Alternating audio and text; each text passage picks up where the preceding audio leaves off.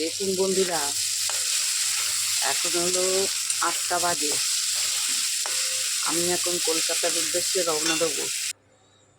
তাই আমি ডিমের পোস্ট করে নিয়েছি, আর এটা হলো ধোকা ভাজা একসাথে আলু দিয়ে। এটা একটা রেসিপি।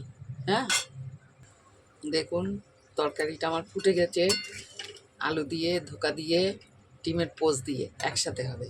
হ্যাঁ, তাড়াতাড়ি হয়ে যাবে। দেখুন ডিমটা দিয়ে দিলাম, দুটোই পোস্ট, একটা মার্বলেট করে দিয়েছি আর একটা একদম গোল রেখেছি। তরকারিটা এই হয়ে যাচ্ছে, রান্না করে নিলাম। দেখুন ভাত বসিয়ে দিয়েছি ইন্ডাকশানে, ভাত হচ্ছে। আমার এটা ফুটে গেছে, আর একটু ফুটলে নামিয়ে নেবো, একটু ঢেকে দেবো। দেখুন কত সুন্দর ফুটে গেছে।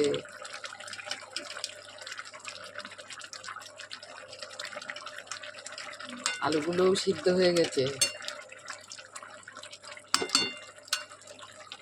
এবার আমি